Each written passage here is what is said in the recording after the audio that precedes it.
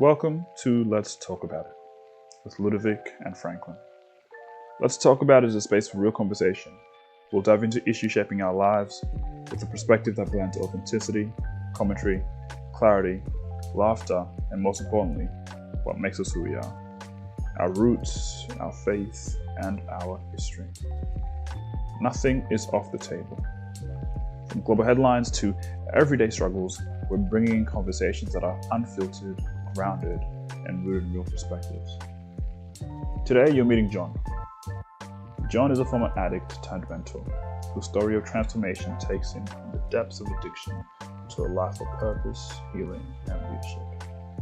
In our conversation, he opens up about the trauma that shaped him, the journey through rock bottom, and how he found strength in community, discipline, and self-discovery. John's raw honesty and deep reflection makes him a powerful force for recovery and resilience. So without further ado, welcome. Let's talk about it.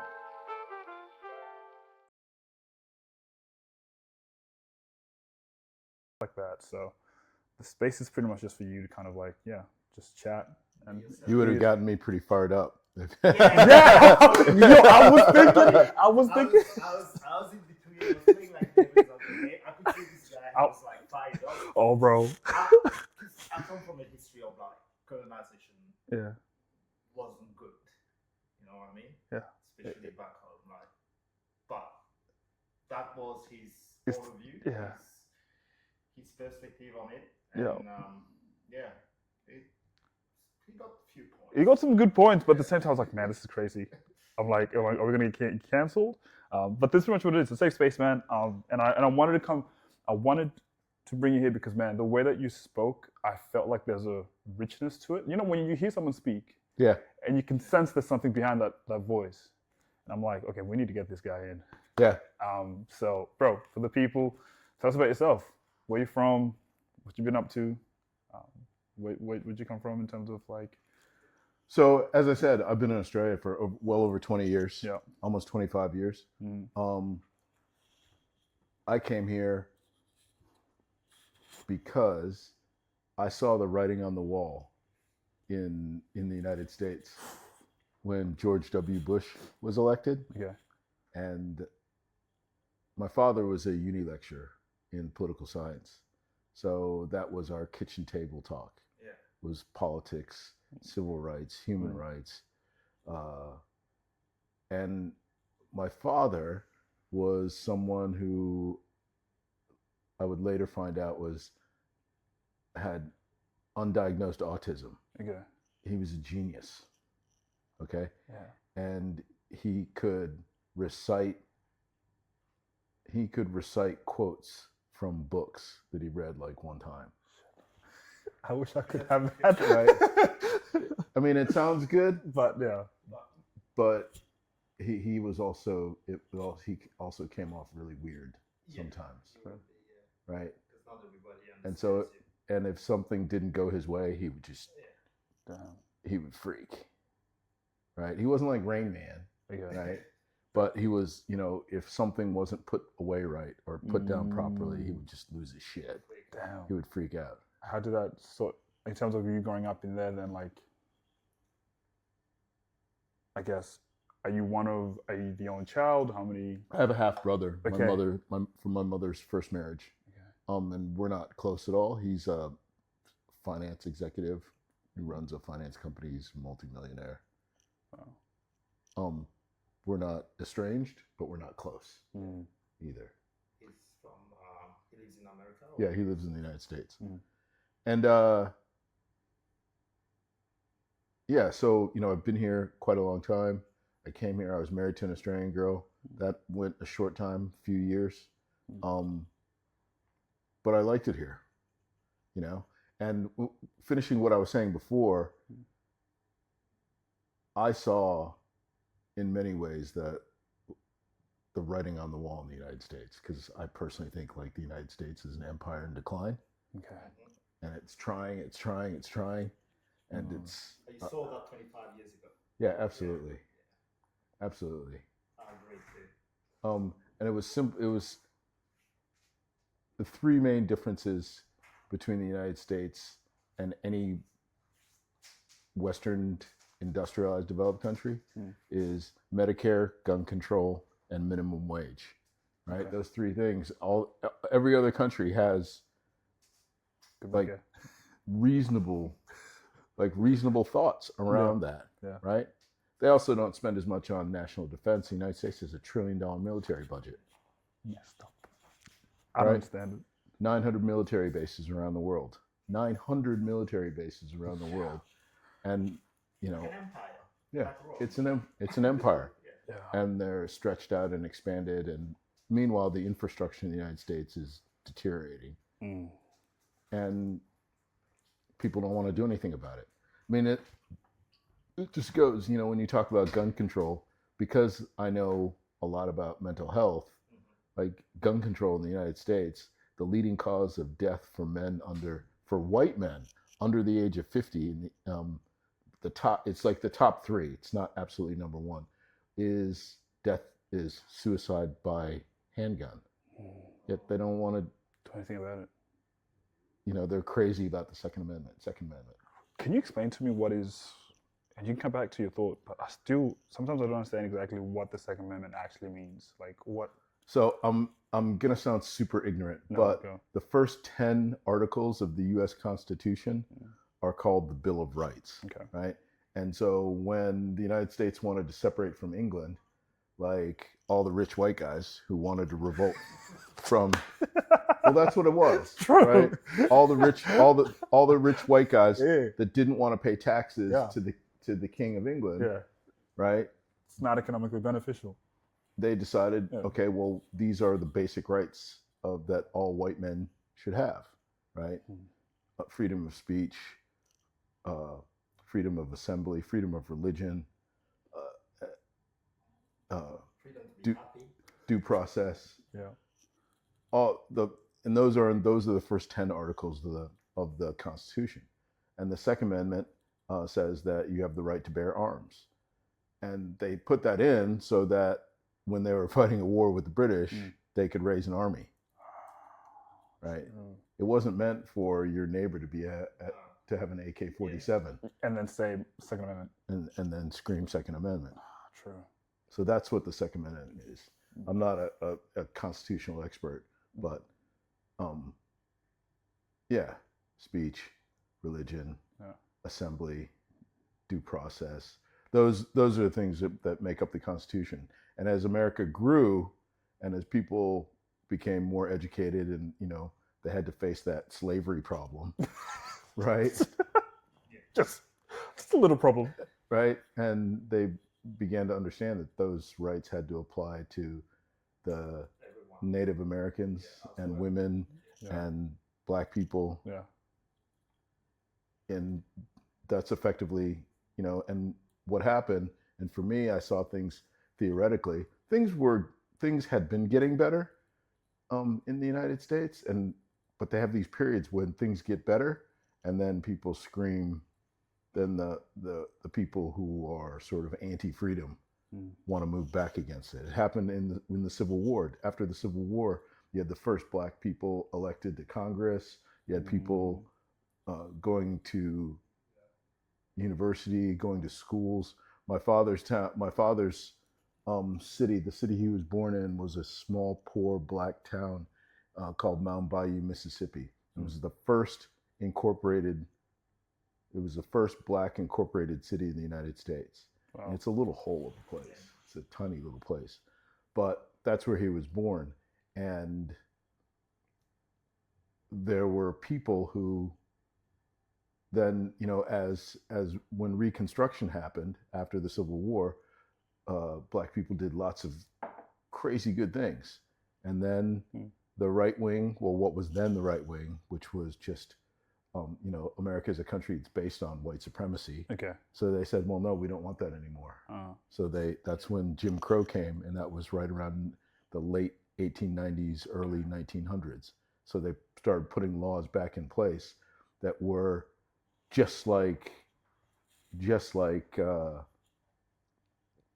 Segregating. which was just like apartheid. Yeah. So as people began, We won't go there.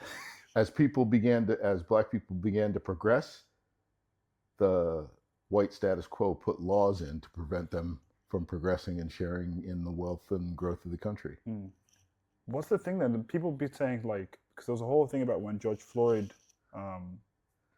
that that occurred, and people were like, oh no, systematic racism and everything. And there were some people that were like talking about, the Kennesaw people are like, no, there's no such thing as systematic racism. Like, well, there absolutely is, because because that's I mean, the when you look at, okay, so I grew up in a prosperous white suburb, and although people hated us living there, my parents had good incomes and good living, and that's where they chose to live. But I grew up around, and I went to a really good high school. Who was that? You can look her up online. She was a congresswoman, Liz Cheney. She went to my school. Dick Cheney's Dick Cheney's his daughter. Yeah, like that was the kind of people I went to school with. Wow. Right. And at my high school, I just noticed, well, there's 95% white, 98% white, and there were just as many people who were doing drugs and getting into trouble, but they never had these. They didn't get. You have more chances when you white. Yeah, you have more fun with the drugs. You get a slap in the face, be like, oh no, it's all right. They're learning. Yeah, you know, and I saw just as much drug use and kind of different kinds of criminal behavior. And it was just a thing, right? But when you look at who's serving the nonviolent drug offenders in the United States are black and brown people. They're Latino and African American. Which is messed up because of the majority of people. But the majority of people who are using drugs in the United States are white. C'est bizarre. Crazy. You know? And so that's what I'm saying about systemic racism. Yeah. You know? But look, you know, I was always a bit of a, you know, I was an okay athlete. I was just okay. You know, I wasn't, you know, sort of a BC student, like just above average, but not anymore. I probably could have been better. Well, I definitely could have been better. But I had like learning disabilities and stuff. And my mother was really good in keeping me in school and keeping me in focus. My dad didn't have the ability. He was too interested in his career and what he was doing. But and so I kind of went through just phases. I went to university and I got kicked out of school, you know, because I was just smoking dope and playing PlayStation. Okay, bet. And that's a valid reason too. But I always stayed. It was always told to me that I needed to get an education, and so I got my undergraduate degree from the University of Maryland in the early 80s. And University of Maryland it's a really good school now. Yeah, it's a good school. Yeah. It's a big public school. Yeah. And then I worked as a stockbroker in financial services and sales. It wasn't anything glamorous. Yeah. It's like cold calling people and selling people financial services on the phone. Okay. So you weren't on the desk or anything like that? You weren't like trading? It wasn't a trader. Okay. And so I did that for a couple of years, and then that's when I eventually left that, and because I wasn't very good, I was making good money but not great money. Yeah. And then I left that, and I was working for a software development company, and that's how I met my girlfriend. My girlfriend at the time. Yeah. Because I was working at night, and so I was speaking to people all around the world. Yeah. Wait, hold on. Wait, my man. So you didn't see her face to face? No, until she came here. Yeah. Wow, that's the ultimate. Because I remember back then when COVID happened, they used to have this thing on Tinder. Do you remember this? Yeah. No. Okay, I was on the Tinder vibes before I met my girl. They used to have this thing. COVID occurred. Oh, you can talk to people overseas. Oh. And then. Yeah, I'm like, well, what's the point? Like, because you're not gonna meet them. So it was such a strange thing. But hey, look, that worked for you. That's crazy. Yeah. So she came to the States, and then we met, we hung out, and then I came back here, and that's that was like over about a year of talking on the phone. Wow. and talking on the phone, and also in chat, and Yeah. on, I think Skype had just come about. MSN. Yeah, Yeah. MSN, yeah, Well, with the 90s. yeah. Yeah. B2B. Yeah, and see, the reason I did it that way though is because I worked for, the game company Electronic Arts. Yes. Yeah, so I was a product development tester. So I got to play games for a living. That's sick. Yeah, yeah, that was a That's cool sick. job. Yeah, Electronic Arts is a shitty company. Yeah. Yeah, they're very Amazonish. Oh, true. Brutal. They're brutal. So what they do is they come in, they'll come in, and if somebody has a game, but they've developed like a piece of software or a piece of code in the game, that's like a patented process or revolutionary process, they'll copy it and then they'll just go and buy the company. I was thinking copy it. Mama said no, Yo. And they will come in and buy the company and take that code and then fire everybody. Wow. They're brutal. They're a brutal company, a shitty company. But and so and I was kind of bouncing around, and it was at that time that my substance abuse was picking up, because I was working at night, and my body clock could not adjust to night hours. So I would drink during the day. Wow. And then it was just weird because I'd be drunk in the daytime, right? Yeah. And like people are coming, like I'm coming home when my housemates are going to work, and I'm cracking open a beer or drinking in the beginning. I think the same thing happened during COVID here. Yeah. Like a lot of people go. Like you were here. Yeah. COVID, a lot of people go worse with their substance abuse. Yeah. Your whole routine was just destroyed, messed up. Yeah. And so that's kind of the track eventually, which was what eventually brought me here to Australia. And when I came to Australia, Australians are like, they're like Olympic class drinkers. Yeah. Oh. Right. Alcohol.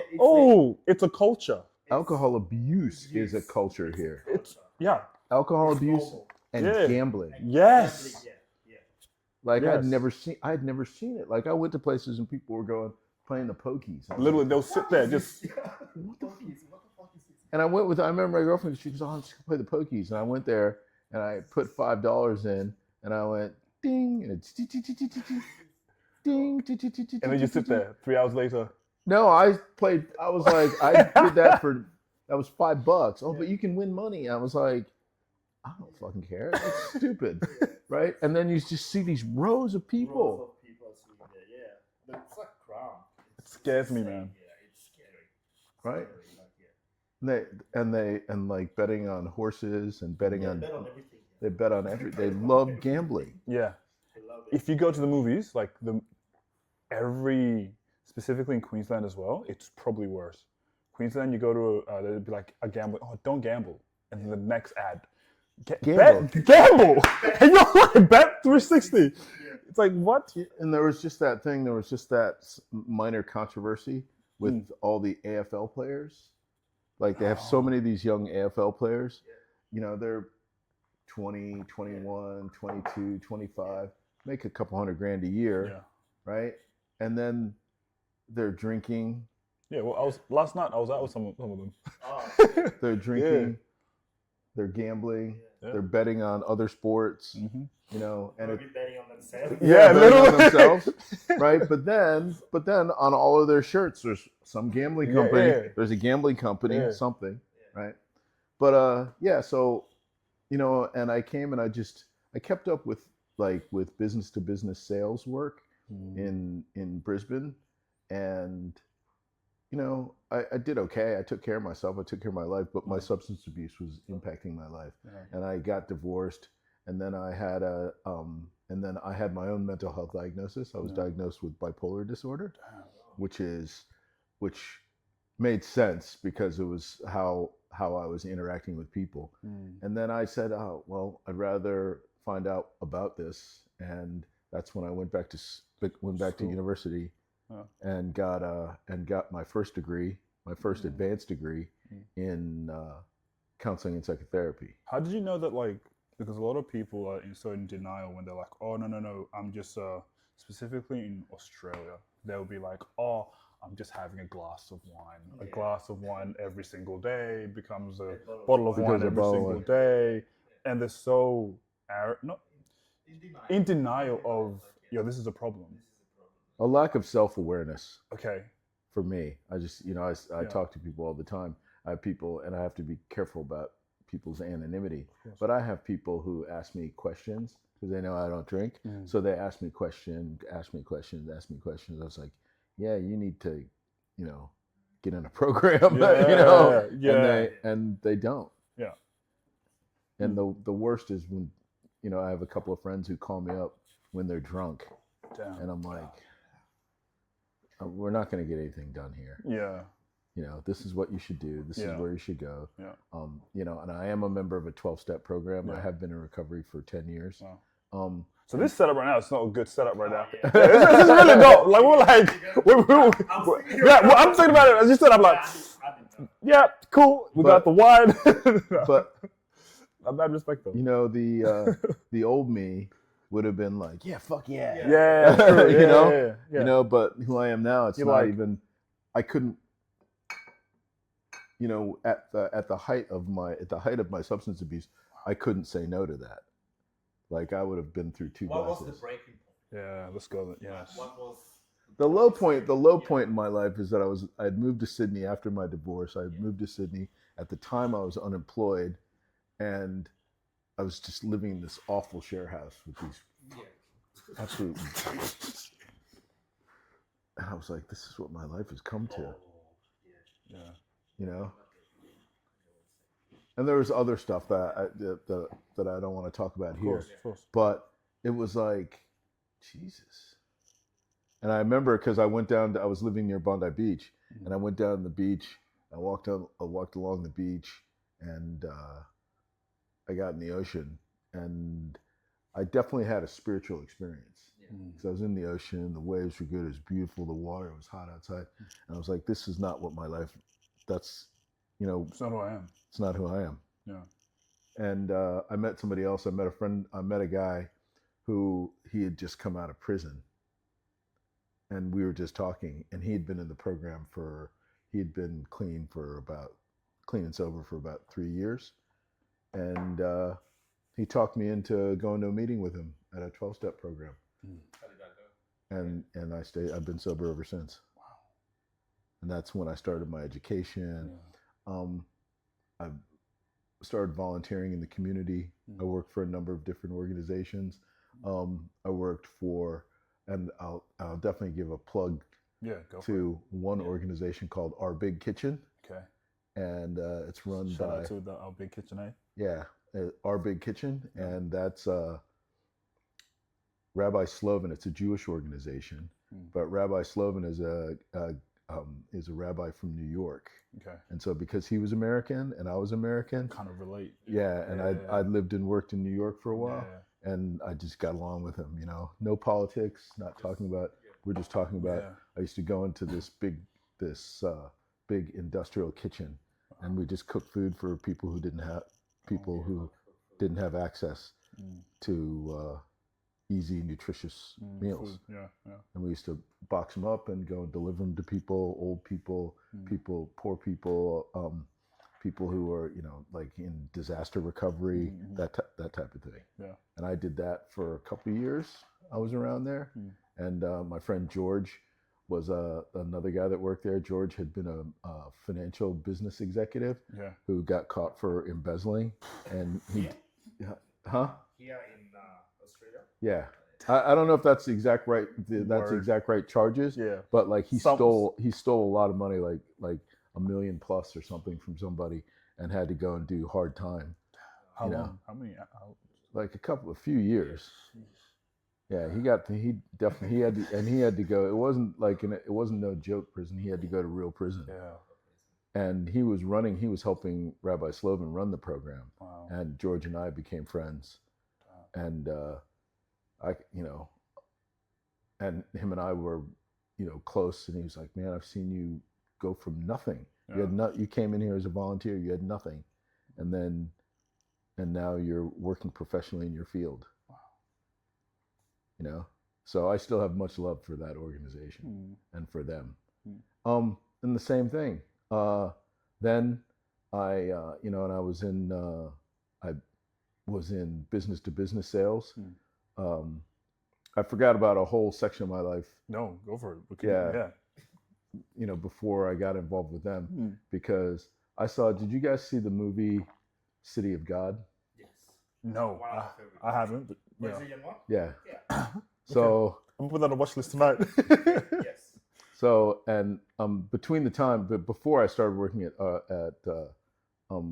right up to the time, I'd have to look at the dates, but I saw City of God, and when I was a kid, I saw, I love football. I love real football, soccer. Real And Can we punch that, please? Thank you.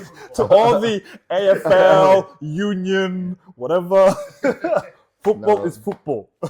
Football is what they play around the world. Yes. Not what they play in the United States. Come on now. Not. Talk to I him. just want to add something. I was watching yesterday for probably 2 hours, just edits of Ronaldinho.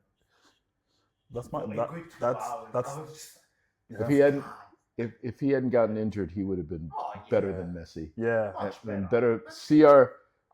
CR9. Yeah. Pardon my language. Yeah. CR9 shits all over CR7. Come on. Yeah. Come on. He was bigger. Yep. He was faster. Yep. He had better skills. Yep. He wasn't even, things he was doing was inhuman. No. He would invent stuff. You know what? It's like somebody that's dancing Yes, exactly. and it's in flow and you don't know what's the He move. wasn't even training. That was his problem. That's why he got injured. Yeah. Because he just was like, he just went and partied. Yeah. He just went, because that's the way the Brazilians are. Yeah. So after I saw that was because I was living in Brisbane when I saw City of God, and then and before I came to Sydney, and in between the time, and I was working for a large corporation, and they were pretty ignorant, and I ended up getting wasn't even wrongful termination. I ended up getting a settlement. Oh, yeah. So I had a nice settlement. I had close to a 6-figure settlement, Wow. and I went to Brazil. Oh, nice. Yeah, so I speak Portuguese. Yeah. Leo and Rafa, they're Brazilian. Leo's Brazilian, Rafa's Brazilian, but she's mixed with Japanese heritage as well. Rafu, você brasileira? No. Você brasileira? Ah, sim. Qual cidade? Ah, minha ex-esposa mora em Rio de Janeiro. Eu voluntário na favela, Rocinha. Que legal, yeah. No, Sorry about that. No, dude, that was awesome. Every time I hear, I have to practice. So Yes. you went to the favelas there. Yeah, man. Proper one. I went to the proper. I went in with a backpack. Yeah. Yeah. And I was still drinking at the time. I was still drinking and using, and so I went in, and I just found a place to live. Yeah. I didn't speak any Portuguese at the time. How long were you there for? Off and on for a couple of years. I would go there, and I was going to school at the time. Why did you decide? Just because of the movie? Just because of the movie, and I just wanted, and I'd been in Australia for a decade, and I didn't want to go back to the States, but I wanted to go someplace where there were more black people. That were actually cool. You know, Yeah. because I went to Cape Town, right, and I was dangerous. I was like, this is fucked up. Dangerous. Yeah, I've Dangerous. never been. I've just heard stories. Yeah, so I went to Cape Town, and I was like, yeah, no, this isn't me. Yeah. Nah, it's a Right? different breed. It's a different breed. This isn't me. Yeah. Yeah. And Like, so what do you mean? In what sense? I as a black apartheid? guy, yeah. No. like it was just, I didn't feel safe. Yeah. Different kind of hood. Yeah, Yeah. different. Yeah, it's different. Yeah. I've been to Cote d'Ivoire. All right. I've Nice. been to North Africa. Yeah. But South Africa was like, fuck this. Fuck And what year? What year was this? 2000 or This is 19? 90s. Yeah, later 90s. Oh yeah, that would be yeah. So Yeah, yeah, that's so right. that's why Went to Brazil. yeah, I went to Brazil. Early no, excuse me. It was like 10 years later. Sorry. I was still in the States in the 90s, and then the 2000 after 2001. I spent a year in Amsterdam. That was fun. Yeah, Didn't get anything accomplished. of course. The Dutch are cool. Yeah, makes sense. The Dutch are cool. Yeah. Cool people. Dutch have some of the prettiest women in the world. Oh, Yeah, some of the most. They're tall. They're all tall and thin, and because Just everybody there's beautiful. yeah, you know they Yeah. just ride like you ride a bike. That's the only country. That's the only That's the only country where you can pick up a hot girl on a On a bike. Ayo. And it's completely acceptable. Like Yeah. if you stop on a bike and then start talking to Oh, oops, sorry. you know, Yeah. and because everybody rides bikes and they're tall and pretty and Yeah. yeah, and so I spent the time I spent in Brazil was eventually, you know, that led me into my journey to quitting substances because I was there and I had a relationship. I was married to a Brazilian woman, had a family there, Wow. and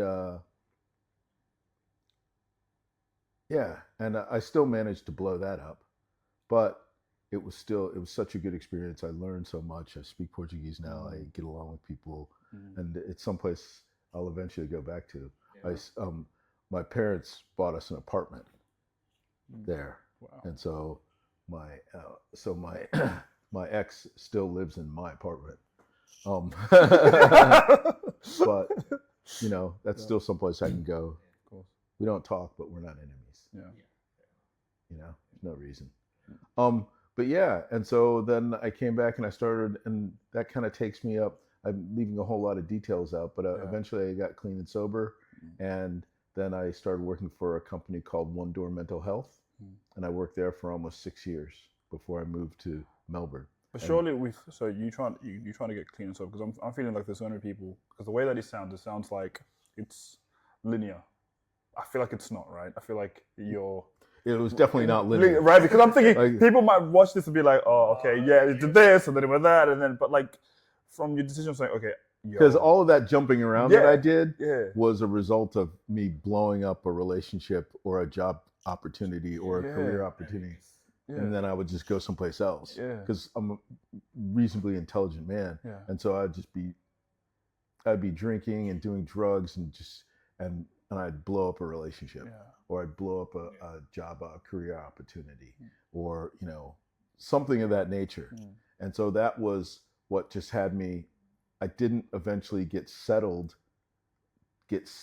and settled until I started looking at my addiction and substance abuse. And once that happened, I was you know, all of a sudden I was living in Bondi Beach for almost 10 years because I had one goal.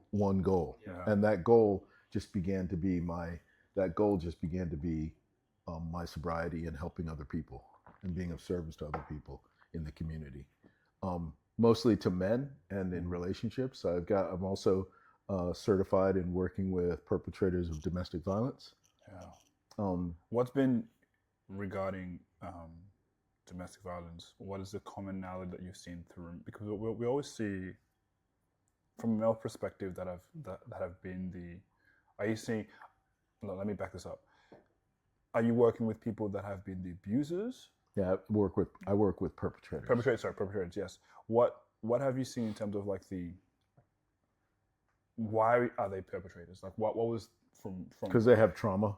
Okay. Almost all of them have some type of trauma. Okay. They grew up in some type of atmosphere where and they're not being treated with trauma, the appropriate trauma informed care. So they feel that, or they develop a coping mechanism which uses violence. Wow. Similar to a drug. Yeah, same as a drug. And people think, oh, just lock them in jail, there are definitely some bad men that are out there. There are definitely some bad guys out there.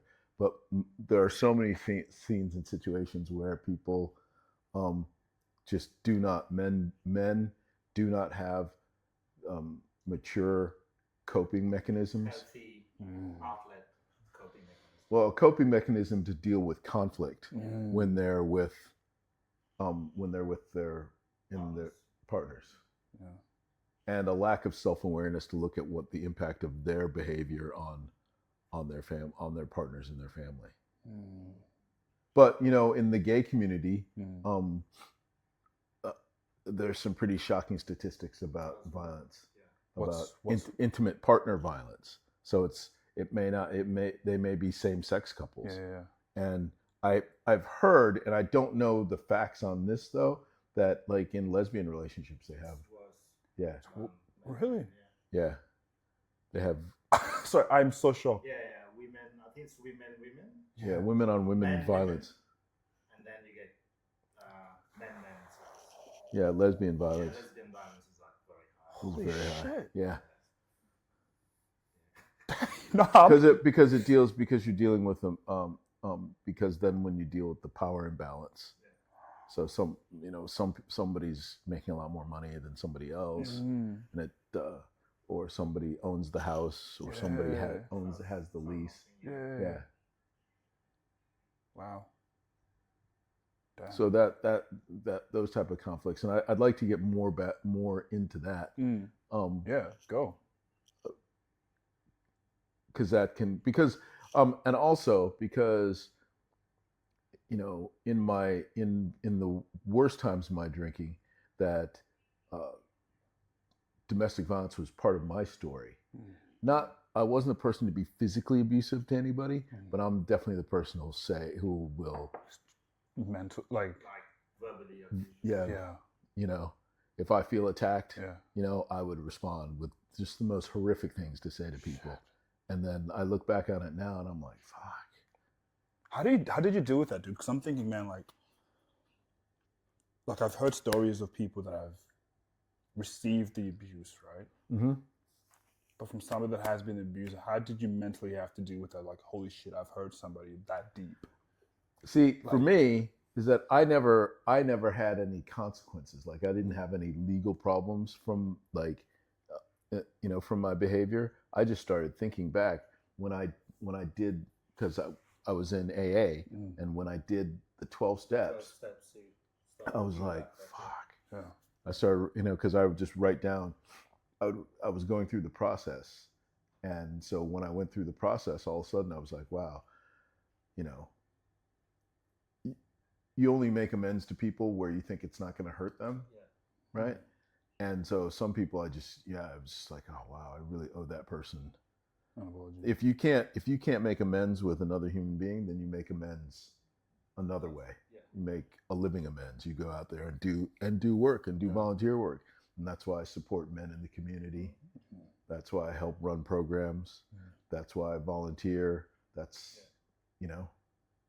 and trying to do my own thing, like with quantum recovery and the everything else that I want to do. What's quantum recovery? That's just a business that I'm starting. Okay.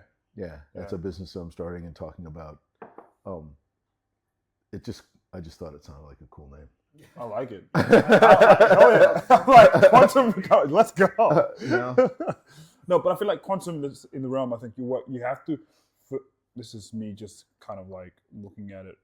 You have to work on the deeper issues, those macro issues, for you to have full recovery. No. Yeah, but was that? But I've had clients, like I've fired clients, which is money out of my pocket. But I've fired clients because they're not really ready to work on more granular issues, right?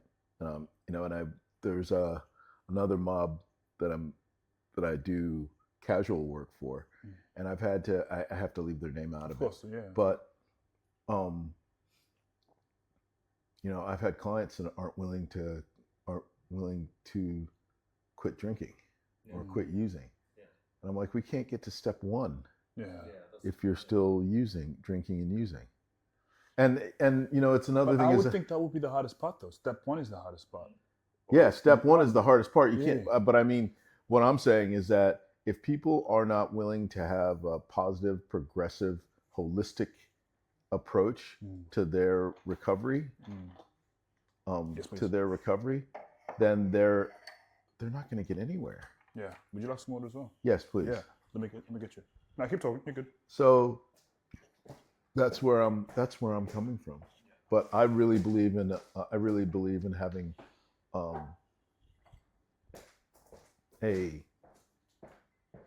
Step by step. holistic lifestyle. I mean, and it's so basics, now. About 9 years ago, 8 or 9 years ago, when I lost my mother, it really frightened me. Yeah. And so I was looking to have a more holistic lifestyle, right? More balanced. Because I'd managed to stay clean and sober. My mother saw me get sober, and that was really good. But she was starting to get dementia as well. And when she passed away, and I was reading her medical reports and everything, and she didn't like going to doctors and stuff. And so I was like, wow, well, I don't want to die like that. She was 85. Like, she didn't want to go. She didn't like going to doctors, and eventually my dad made her go because she was feeling so bad. And she got, and because of like just typical like black woman thing, had high blood pressure. She was getting glaucoma. She was starting to go blind, and that was freaking her out because she was an artist and a social worker. And so that freaked me out. So I started, looking at what diets were good, and I got on a ketogenic diet. I lost 38 kilos. Wow. And there's a company. It's a Swedish-based company. They're called Diet Doctor, and they're online. You can see them. You can see they did a special on me. They did, a success story there because I lost all that weight, because I just stopped eating junk food. I've gone back to junk from time to time. Yeah. I'm not as strict as I was, but I've kept off at least 30 of that 38 kilos for a decade. That's impressive, man. Somewhere like the American diet, it's poison. It's poison. Yeah. Most of the Western diets are poison. Yeah. And you think it's related, like the diet? 100%. 100%. Yeah. 100%. Yeah. You're not supposed to have these huge, like how everything is manufactured. And then the seed oil. Seed oil, it's poison. Yeah. Like what canola oil is, right? Mm. Canola oil was a weed. Yes. It's a weed. They used to feed it to cattle, right? And they go so canola oil, right, is a derivative of the rapeseed plant. Okay. The rapeseed plant only grows in North America, right? And it grows in the northern, from about the Rocky Mountain latitude all the way up into Canada. And it's a complete, it's a pest, right? So they use that. Right? So they used to use that because it's everywhere. They used to use it. They used to use it to feed animals because animals can consume it. Cows can consume it, right? So then people were like, what can we do with this? So they took all the seeds, right? They took it out. They take the seeds. They take the oil, and then, right? So it goes through all these chemical processes, right? And then they effectively wash it in benzene, right? What's benzene? Gasoline, right? So, right? So they wash it in a. A lot of the companies in America should be sued for. Oh yeah. Crimes against humanity. Right? So they wash it. So they take the seeds and it's poisonous, right? And the canola, and so they go through this chemical process and they wash it and to wash the poison out of it, but they have to use like I said, these chemicals that are like related to petrol, and then after they do that, it smells to high heaven, and then they filter it and deodorize it, and then they put it in everything. Like you see, and it's in everything. Like you see this, that like people get the soft butter, the pre-softened butter. That's just canola. That's canola oil. It's just seed oil. I think that even I think in Mauritius, we use that too. Yeah. I had to tell my parents when I realized I was like, Hey, yo, And the amount Let me of just write this stroke, down.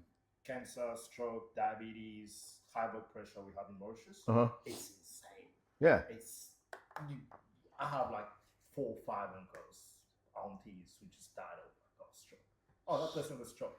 And it's That normal. person got diabetes. Yeah, it's just normal. Yeah, but it's only a hypothesis, but it comes because. But with a strong confidence, though, I suspect, though, right? I would say. Yeah, I haven't done enough research, but I know that I don't eat anything that has like. I look at it, canola oil. Yeah, no thanks. Noted. I eat like I have one day a week. Sunday is the day when I eat junk food. Yeah. Right, and I eat whatever the hell I want. Yeah. Right, but during the week, I eat a pretty clean diet. Just even like the junk food here, it's hard to find a junk food that it's not junk food. Yeah. A junk food here, what's pizza? Yeah.